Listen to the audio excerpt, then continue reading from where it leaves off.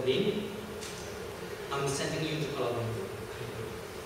So I was in desperate need to learn the language, and thankfully it is not as hard as it is. But what's difficult about the language is the cultural translation. Now, I work in radio, and I realized that when you speak, it's not the same when you write. Unlike English, what you write is what you say. In Malay, what you write is not what you say. So that's the big issue that happens. Malays in Singapore in general, do not see the need to speak the language because there is no economic need to it. Businesses are done in English, and unlike my counterpart who speaks Mandarin, they are looking forward to China to do business with China. The Indians are looking forward to speak Hindi or Tamil to do business with India. But most of us, the Malay Muslims here, they do not look upon Malaysia as the business center of the world. So there is no need for that. They don't see the need for it. And also, when I first start using the language, and I start speaking Bahasa, I'm always seen as less competent. People speak English. This is from a Malay person. If you speak Malay to me, then you will look less competent in that manner. But I say, but you're a Malay person, you speak the language and you speak properly. And if there is a need to speak English, then you speak the language. But everybody wants to be seen as being in the mainstream. And that's the very reason why Malay literature is gone. We do not have proper writers. We do not have good writers to do dramas, advertising. We do not have someone who can really speak in Bahasa. So that is the biggest stumbling block. So when I speak Bahasa over the radio, and they were like, how did you do it? I said, just learn how to speak Malay, and you can speak Malay properly. And I am in the language because I saw the business need for it. Right? People need good translators in court, print ads, advertising. So there is money, small but it's continuous. The reason why I don't do mainstream advertising because I don't want to compete with the bigger boys from London, from the US. Someone like who speak fluent English, so there is no need to compete with it. So there is a vacuum there, and I saw the money, and that's the reason why I keep on using the language. So that's the story. Yes. And seriously, we really have boring millennials. So, seriously, yes, I fell asleep reading some of these because they could not have that culturally, they could not write interesting lines. It's all about, very structured in Malay sentences that people like me who understand English and Malay, we find it boring. So I rather read English books. Right? So we do not have proper writing. We need to bring up the culture. Malaysians have it differently because they live the language in school, at work, business. So when they write dramas, when they write books, it becomes interesting. It's how you dribble the language. So the textures. You take one book from a Singapore writer, another book from a Malaysian writer, or from an Indonesian Malay writer, and you realize that you put down the same book. Trust me, they will shoot me after this, but it's really boring lah sangat. Yeah? So there is a need for us to leave the language, being the ethnic minority here, and like what I always hear, they are the ethnic minority who's also the one who have been in the island for the longest time, so as to say. So we need to live it up, especially economically. There is no need to, they don't see the need for business language. Nobody wants to do it. And of course, when I do talks in school, I realize that a lot of the students in the primary level are failing the language. And that's tragic, because 20 years from now, if we don't leave the language, no one here would want to speak the language, Bahasa especially. But having said that, economically, in 2015 or 2016, Southeast Asia or ASEAN will be one big major economic market for about, correct me if I'm wrong, between 450 to 650 million people. And most of it, the major language will be English and Bahasa, Vietnamese. So there is money, there is value, and there is a need to speak language. That's all. Thank you.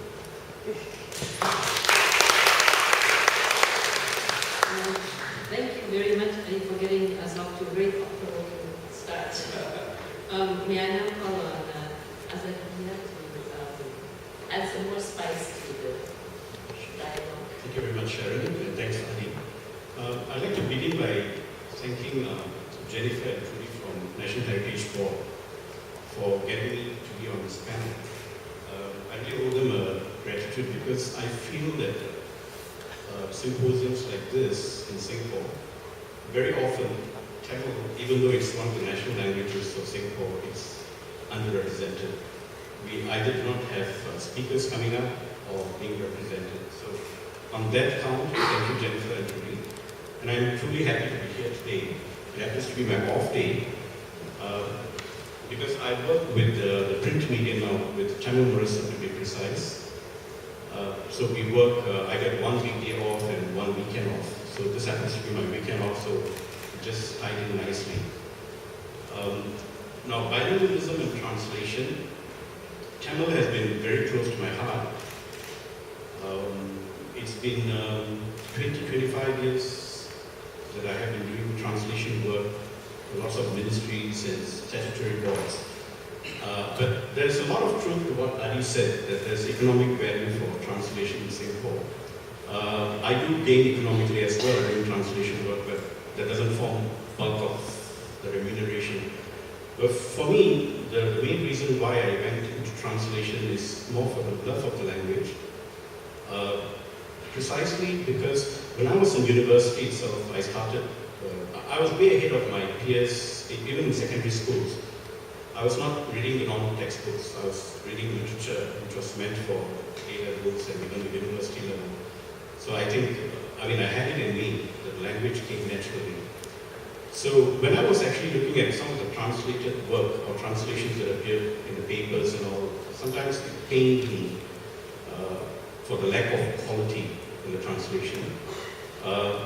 Because just like Malay language, it's not like English. It's not what you speak, it's what you write. It's totally different. The grammar has to be different. The sentence structure has to be totally different. So what some translators do, unfortunately, is that they take the English text and they do translation word for word. And it's a mockery. Even primary school kids can do better sometimes. And the problems that we face here in Singapore is that a lot of translation work goes through agencies, even ministries, a lot of agencies, they just give the entire job to agencies. And agencies just go and, ask people to quote, for a particular piece of translation work. And for the good or the worse, they always go for the lowest quote, right? And lowest quote doesn't necessarily mean good quality. Just a bit of a background about myself.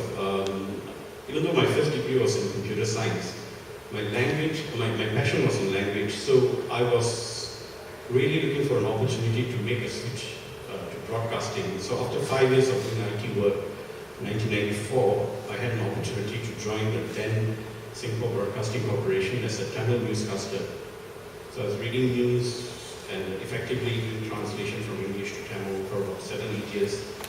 Then I went to UK to do my master's in media studies. When I came back, radio invited me to join them, the Tamil radio, and I headed the station for 5 years. It was during that period that I did some research work and published 2 books. After that, they call the 70 age or whatever, I got tired of broadcasting. I went to education for a while, 5 years in the public polytechnic. And then just since the last 2 years, I'm in SPH Tamil Marissa as associate editor. So in that sense, I've completed the trinity of broadcasting, television, radio, and print. what I can tell you is that wherever we go, you can escape a little with radio and television when it comes to language, right? Because it's audio. People can forgive you for, not following the right grammar per se, but print you can't escape, right? So I'm happy to be where I am right now because I'm able to bring about some changes in the way we write news. Because Tamil Murasu, as the only Tamil newspaper in Singapore, we have to, in a way, set the standard, right? And just last week, I was speaking to about 700 Tamil teachers in Singapore, encouraging them to subscribe to our Tamil Murasu, not on a daily basis, but just on Mondays when we have a separate supplement meant for students. So out of about 250 odd schools, only about 50 schools, they are actually getting this paper and using it in their classes, as an extra lessons for them. So I was talking to them and I was telling them the importance of, even though it makes more commercial sense for Tamil Murasu, it increases our circulation, but I was telling them that, it's like if you teachers do not bring it up and get your students to learn Tamil and learn the way it should be used, then, it will be a lost cause for us in about 20 years' time. So, and I'm glad to say that after the talk, about 50 extra schools have come on board. They began to subscribe. Now, coming back to translation per se, one big pet peeve that I have with some of the translation work in Singapore, in Tamil, is that we do have lots of permanent residents who have come into Singapore over the past 10, 15 years, from Tamil Nadu specifically. They are equally competent in Tamil. But the problem is, Tamil as it is spoken in Chennai or Tamil Nadu, and the way we teach Tamil to our students in Singapore are way different. And I'm proud to say that Singapore's Tamil is looked upon as an international standard among all the Tamil community worldwide. Because we have kept up the language through our schools. The schools do a wonderful job. So our Tamil is being looked up to. So what happens when some of our permanent resident friends come in here and then they bid for the job and they end up doing the job, the nuances are totally off. They even get some of the text wrong when they translate. For example, in Singapore we call the president as Adibar, whereas in India the term used is Janadibadi. And the permanent residents who come in here, sometimes they do not even know this subtle nuances, so they go about doing the way that they do it in India. And I've literally grown tired of calling up agencies and telling them, look, this work is below standard. And I've even offered to correct it for them free of charge. Not for the love of, not for the money, but just so that Tamil should be used properly as it should be used, especially when it comes in official documents. So that our children, they grow up in an environment where Tamil is used as it should be. So that's the only pet peeve. But I still do enjoy translating. It still keeps me in touch with my language, even though I'm still in the print media. And one last thing is that the competency part, likewise, like what Adi said, we do have a problem within the Indian community as well. When two Indians meet, two Tamils, it's not always that they end up speaking in Tamil. So naturally they go into English. And the inherent feeling is that, yes, if you don't speak in English, you're less competent per se. So it's not a big problem, but it's still a persistent problem. And one last thing I'd like to say is that my son, even though I'm effectively bilingual, I'm struggling with my son for him to pick up the language, because he naturally breaks into English whenever I converse with him. My wife and I tried so hard until primary 4, primary 5, finally we gave up. So we started conversing with them in English. So it's like, I think it's probably same for the other communities as well, but I think that's a fact we have to live with here. But other than that, translation, there's so much work to be done, so much correct work to be done. Yeah, that's about it. Thank you very much.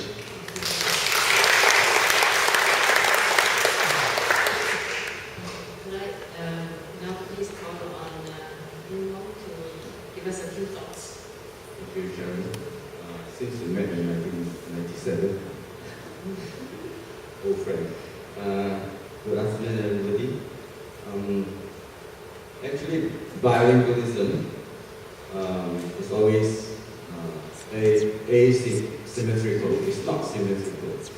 So for me, my mother tongue per se is Chinese and Mandarin. And pardon me if I'm using now my weaker language. I come to this panel because the organizers seem to have a problem to raise.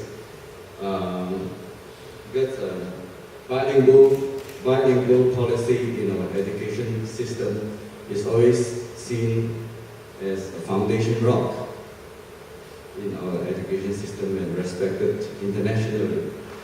But some academic studies in the education circles pointed out that bilingual policy, since its inception in 1965, that's the year of independence, it is the most changeable policy within the education system, and so much so that it's become a moving target upon reviews and reviews.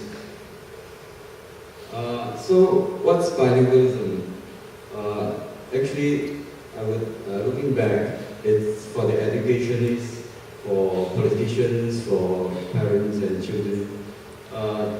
They have different concepts and they have different ideals in achieving bilingualism.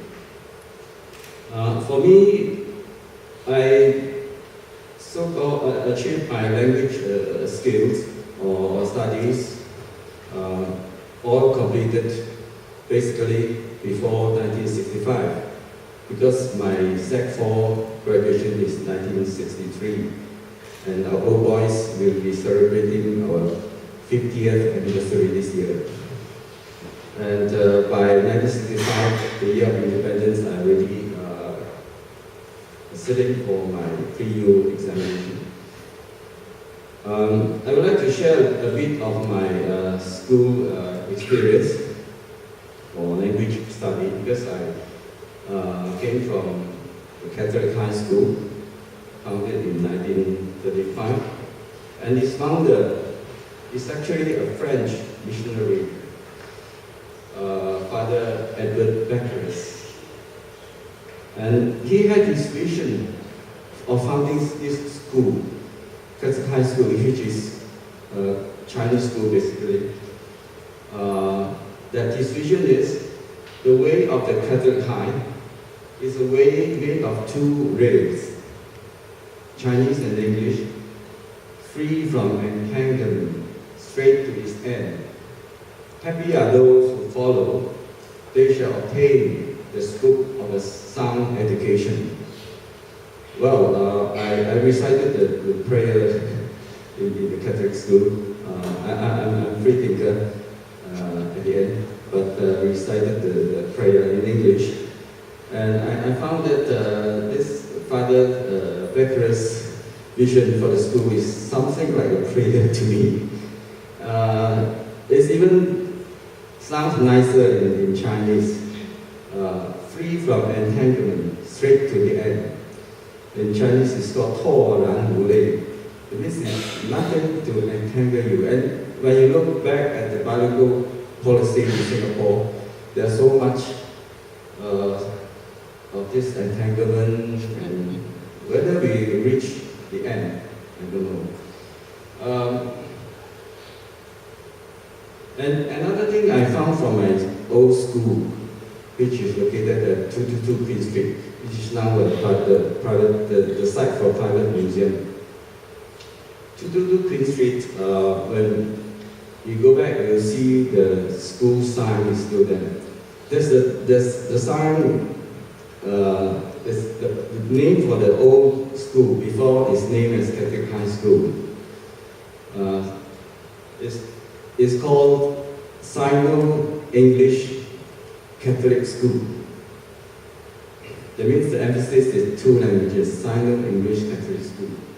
And this gave me the thought that ACS always been billed as the snobbish school against the languages other than English. But just come to think about it, ACS means Anglo-Chinese school. It shows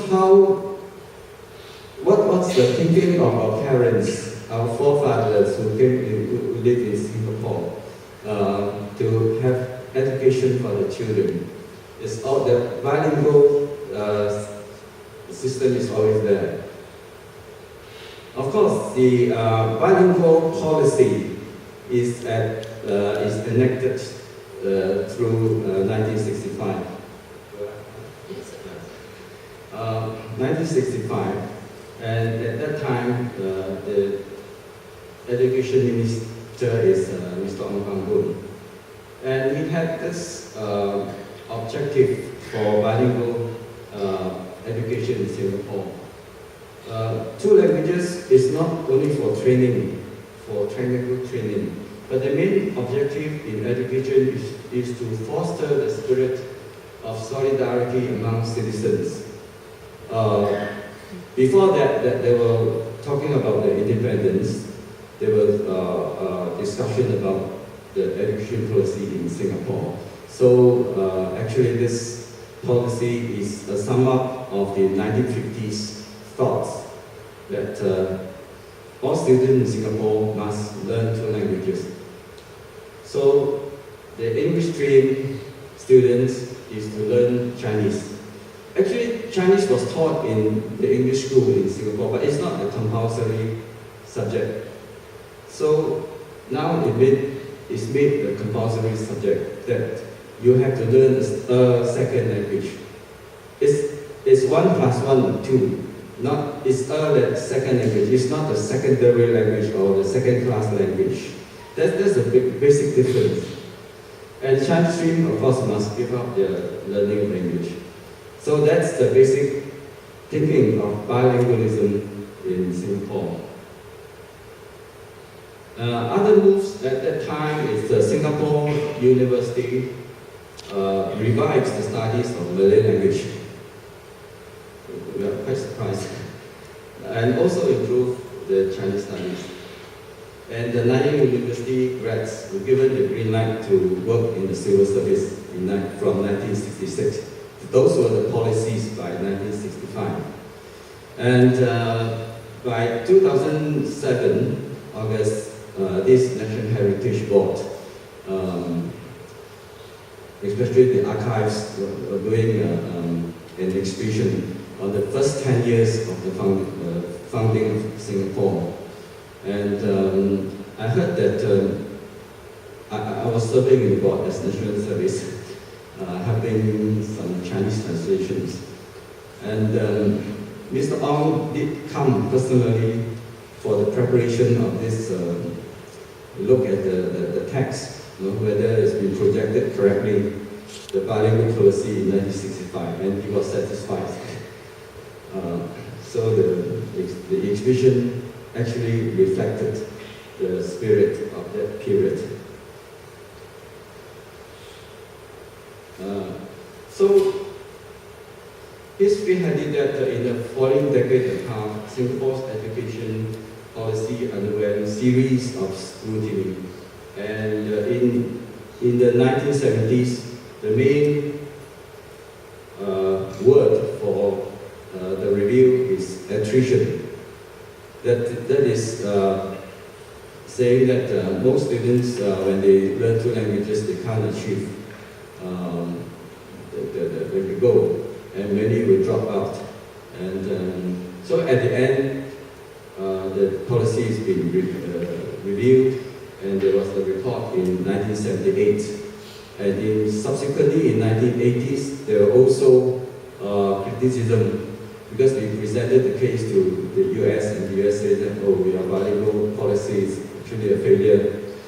Students couldn't master two languages, especially English is very crucial.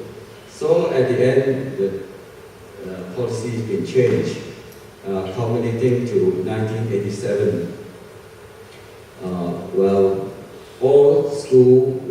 use only English as the major language of learning. So here we are today, that we have the policy, but we have also the problem. So in summing up, I would say that with this change of policy, using only the English as the main language of instruction, on the brighter side, we have brought up the GDP. But at the same time, I think we need to think about it, whether we have also brought up a generation which despise the origins. Thank you. So could I call last but certainly not least And we, thanks, Aaron. Looks like I need a relay race and the last lap. Good afternoon. After hearing Martin and the rest, there seems to be a lot of concern about decline and also harking back to the good old days. I'd like to share with you my journey. This is very personal, but it's by no means unique because I know of a lot of people who share actually the same experience I myself went through. I'm originally from Malaysia. My mother tongue is Chinese. English is my second language. I grew up in a predominantly Chinese-speaking rubber tapper village called Bilingualism in the northern part of Johor. Chinese-speaking here I mean Mandarin and Fujian or Hokkien dialect.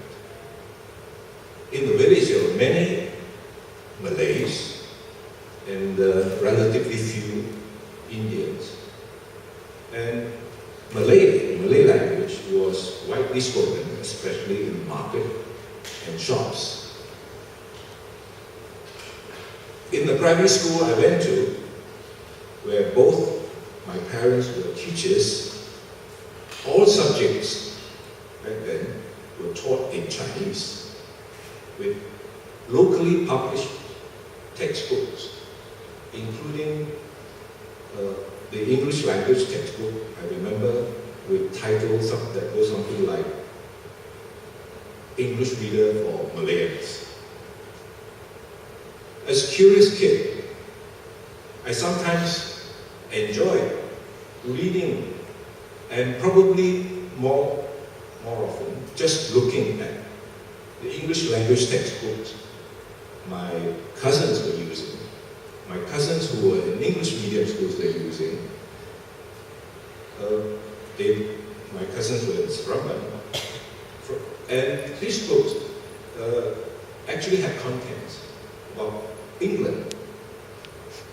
And there were stories about King Arthur and Sir Walter Raleigh and so on.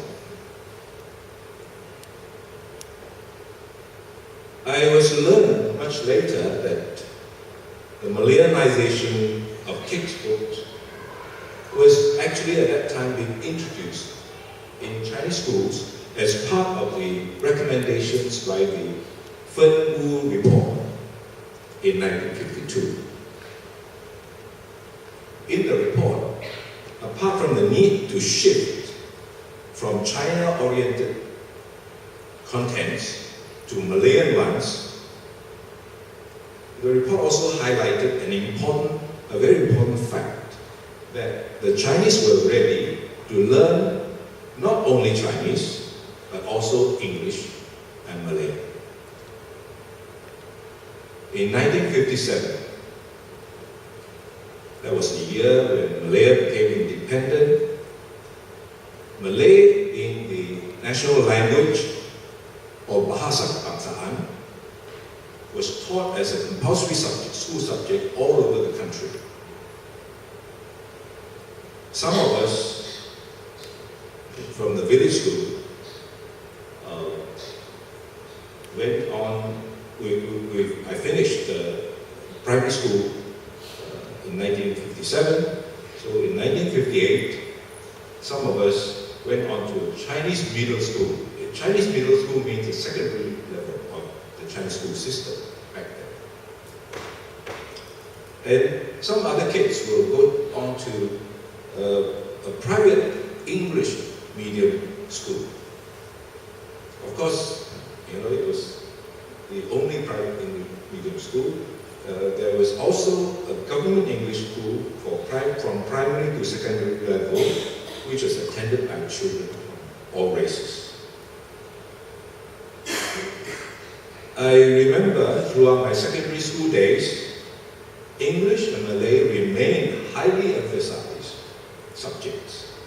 Meanwhile, the school was, during my time, switching to a national type school, which meant that some of the subjects would be taught in English, and we had to sit for some of the other subjects would be taught in Chinese, of course, and we all had to sit for the same national examinations like all other national schools.